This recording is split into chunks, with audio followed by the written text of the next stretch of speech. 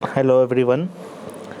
So we will now move to our fifth lecture, fifth video, where we will understand how stars are formed and we'll also understand what exactly the star is. Okay. So when you look at the star, they look like a point source, right? But actually they are quite big. They are very big and they are ball of plasma, a fiery ball of plasma. So what is plasma? Plasma is ionized gas.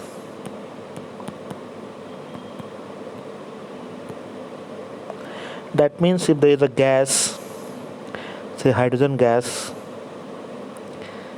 and its outer electrons are free, right? They're not interacting with each other, not interacting with the protons and free to move. Such a gas is called ionized gas or plasma. Okay. So generally hydrogen atom or hydrogen gas is formed when electrons are in the orbit around hydrogen. They are not free. But when they become free because they are so heated, then that thing is called plasma. So plasma here is any gas which is losing its control over electrons. Electrons are very haphazardly moving in the this plasma, in this whole gas. Now when that happen, only hydrogen atom or proton is left, right? So in a star, hydrogen atom, that means two protons combine, they get added up to form a helium atom or helium nuclei. Okay, and we know this is a nuclear reaction when atoms or protons of two other elements make a atom of other element. It is called nuclear reaction.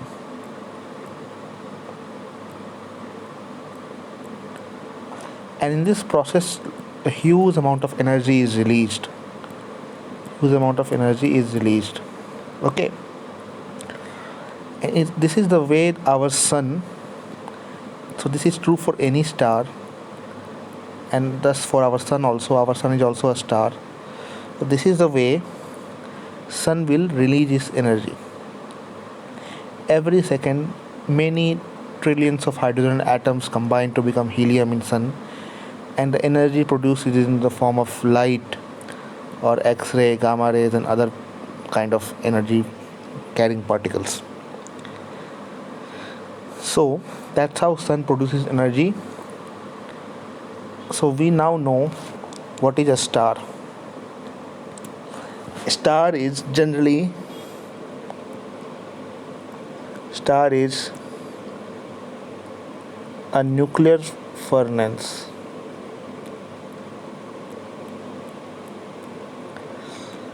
where atoms combine or fuse to produce energy.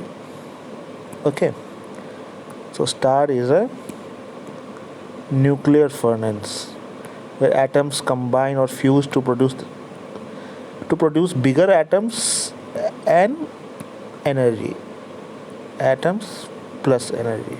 Okay, so energy is a byproduct of this process. Okay, so then how does it form? How does a star come into existence? Okay, so let's understand that. The story goes like this, that they, in a universe long time ago, there was a gas cloud of hydrogen atoms, right? So suppose this is our hydrogen atoms scattered very far away from each other. Okay,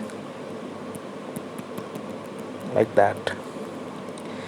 And for your reference, this gas cloud could be spread around a distance of 5 to 10 light years. Okay, so when this is the condition, the temperature of this gas is very low. Okay, but at the same time atoms are also moving, so for some time their kinetic energy which try to move them away from each other will be balanced by the gravity between them. Okay, there also be attraction between two atoms, right? Because they are having masses, so things which have mass will attract each other. So this will attract this. Okay, this will attract this one, so every other particle will attract the other particle, right?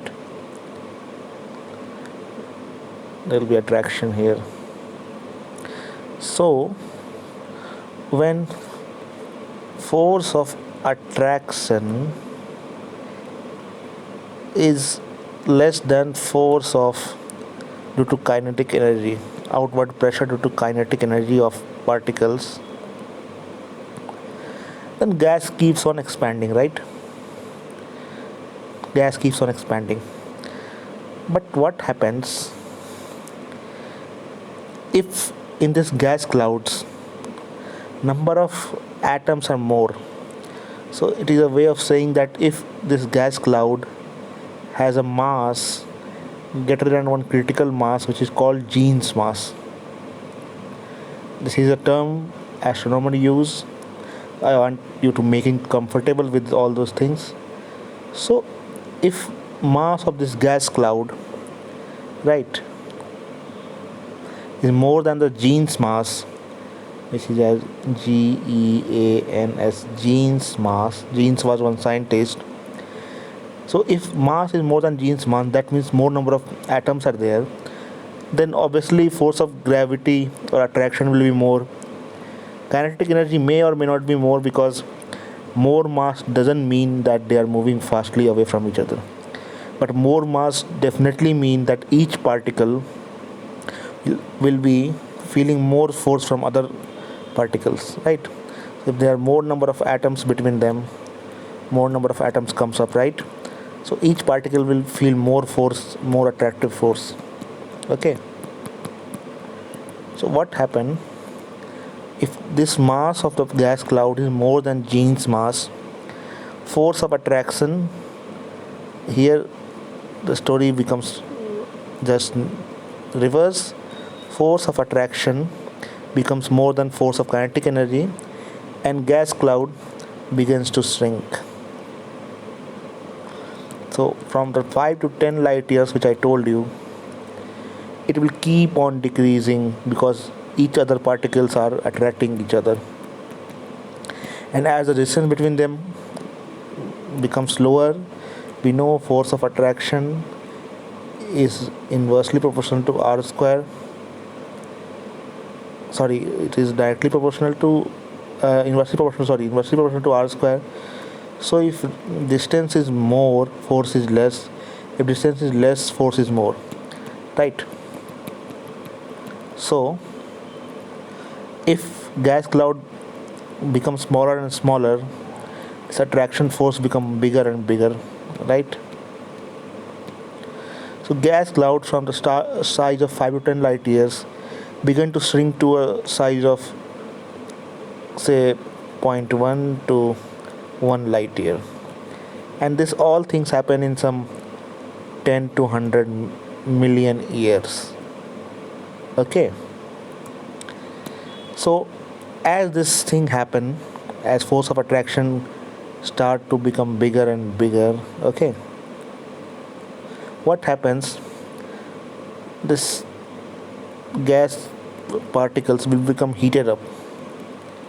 because now they are closer and they are also colliding with each other. Okay, so temperature of gas cloud will increase. Temperature of gas cloud will increase, and with this increase, a time will come when at the center of this gas cloud, the temperature will be so high that hydrogen atom there can combine to become helium atom. Temperature will be so high that they will start nuclear fusion, because nuclear fusion needs high temperature.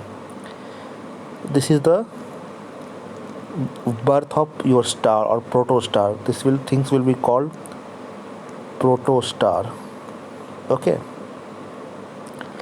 now this collapsing gas cloud is not only made of hydrogen only. There are other elements also here and there, and they will come in around orbit around this protostar, and they will become planets. They will become planets like our earth. They will become planets. So this, suppose this is earth, or this is Mars or something. So this way the center part, which becomes too hot, become a star in due time. It will start hydrogen to helium fusion, and the remaining parts will go in an orbit around this central heavy mass, which has become too hot to do fusion, and they will become planets.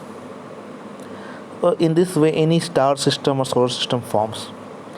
This all things takes 10 to 100 million years, and then from that time, depending upon mass of the star will live for many billion years, or some star also live for shorter time. We will see that, and some live very very long, some trillion years. So this is a story of star formation. Now we will look at different types of stars. Okay, so types of star.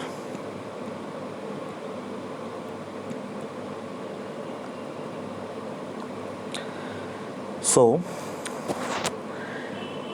the types of star we know, we classify using one acronym, or from type we make one acronym O, be a fine guy, kill monkey. So this acronym means this is O type star, this is B type star, A type star, F type star, G type star, K type star, and M type star. And we start from this side, from the left side, and O type star are more hotter. This is hotter. These are cooler star, less temperature star. Then these are brighter. These are dimmer. Okay, these are bigger. These are smaller star. Okay, and they are bigger, smaller, and also one more, they live less, and these live long. So O type star are hotter than the M type star. O type star are brighter than the M type star. O type star are bigger than than M type star, and O type star live less than the M type star. So this is acronym to remember this. O, be a fine guy, kill monkeys. Then this is the characteristics that these follow, and all the type of stars in between of them will be gradually becoming less and less hotter, less and less brighter, less and less bigger, and less and less lifetime. More and more lifetime, having more and more lifetime than O star. So these all features are shown on a diagram called HR diagram. In astronomy, they call it Herschel Herschel Herschel Sprung. I think I am pronouncing it wrong. Diagram. Okay. So in that star, what we draw is we take the axis of y as luminosity, okay, an axis of x as your temperature, okay, and temperature here will not increase from left to right, it will decrease from right to left, okay. So then where will this O type star will come? O type star will have very high luminosity, okay, very high luminosity and very high temperature also. So they will lie somewhere here. These are O type star. And also I forgot to tell you, O type star are blue in color. I'll tell you why. I will invoke the Wien's law which I showed you earlier in the last lecture, okay. Now where the B type star will come?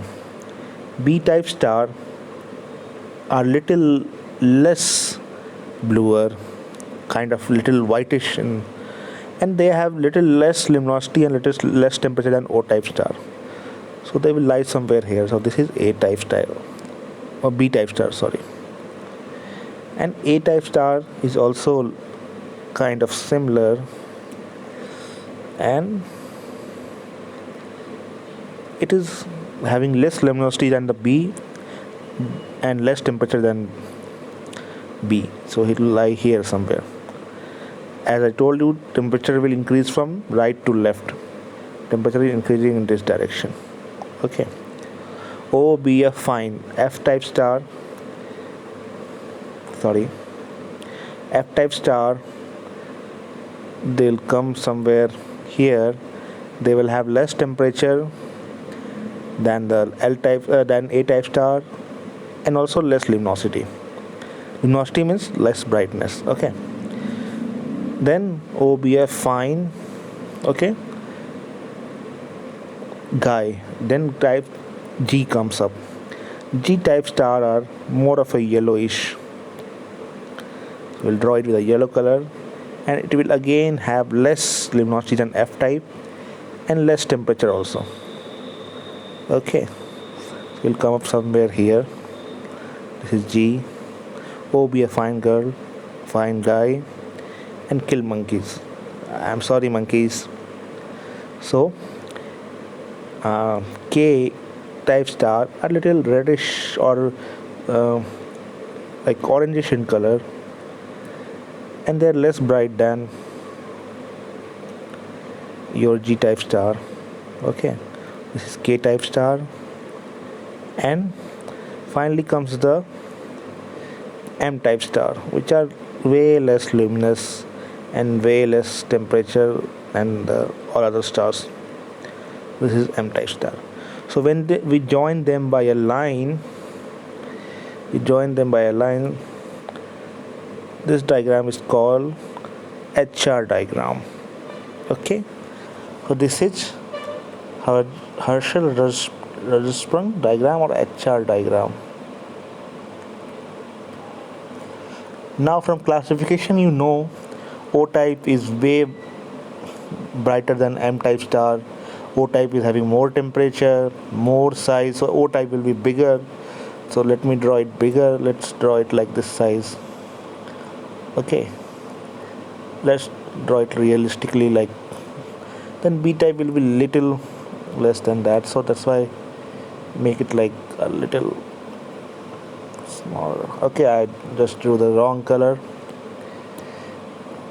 Let's do it like, yeah. So you got the idea that O type is more luminous, more bigger in size, more hotter, but living less life. but living less life. So this O-type star will live 50 million years. That is in crores, you can say 5 crore year only. While M-type star live for 10 trillion years. That means more than 500 times more than those, or more than the life of the universe. 500 times the life of the O star. So a question might be coming in your mind that if O type star is more bigger, more brighter, having more temperature, then why it is living less life? Why it is this star is dying after 50 million years or 5 crore years, and the M type star live 10 trillion years or 10,000 crore years? In that way, you can say. Right. So, I'll tell you why. But before that, just for one fun fact, our sun is a G type star. Okay. So, our sun is not too bright, not too dim. And there are many stars which are bigger, brighter than our sun. We can show that on our HR diagram. Okay. Now, so why is bigger star living less life? Bigger star living less life, and a smaller red type star, okay, living 10 trillion years, and this is living only 50 million years. Answer lies in rate of nuclear fusion, because this star, a bigger star, is more hotter, temperature is very high here, so it will fuse its fuel or its hydrogen at bigger rate. So I'll give you one example, then you can understand. Suppose you have 100 kg rice. One person A is having 100 kg rice, another person B is having 10 kg rice. Okay. Now if you start eating, if there is a family of A, suppose, and they start eating 10 kg per day, how long their family could survive? Only 10 days. Okay. But what if the family of B only eat 100 grams per day? So it will live for 100 into 10, 100 days. Right? So this is the answer to our question. This tells us that if A has more ration than B has only 10 kg, and same number of, say, family member also, but they start eating at a faster rate, 10 kg per day, they will quickly run out of the rice or their ration. While B having less ration, only 10 kg, if they eat slowly, they will live for 100 days. Okay, that is the answer. So bigger star will use their fuel very fastly, so that they cannot have more hydrogen at the light at after 50 years.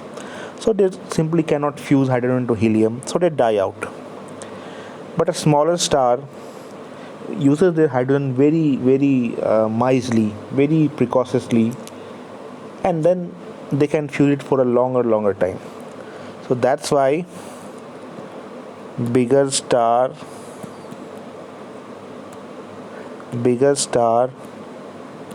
die quickly. Okay, bigger star die quickly. You understood the point, I think. Now one more question we might be asking maybe is, why do you have a star which is more hot as blue and which is less hot less hot as red. Okay, so again I will invoke the means displacement law. So it says that lambda max into T is constant. Okay, so if wavelength, we know that if temperature of something is high, its wavelength will be less if its product is constant, right? So for hot star, temperature is high, so its wavelength is less wavelength correspond to bluer side of spectrum, VIBGYOR. Okay, less wavelength correspond to violet, indigo or blue side of a spectrum. So if your temperature is high, because if say suppose you have a constant, suppose 2, if you want to make it, so suppose your lambda max is 1, you have to put T2, but if your T is 4, you have to put your lambda max as half, right, to make it 2. So in that way, if your temperature is high, your lambda max is the wavelength at which your spectrum of star peaks. That means it puts most of its energy in that wavelength only. So if temperature is high, lambda max is low, that means it will be towards violet or blue color region. At the same time, if temperature is low, then your lambda max will be higher. So it will be higher, it will be towards reddish color. So because less hot means wavelength maximum, that's why these stars are reddish, right? So that's why this hot star are blue and less hot star are red. Okay, so I think you got the point. Now we'll look at the other aspects next time. We'll look at the different aspect of astronomy like cosmology and all those things. So for that time, goodbye, take care.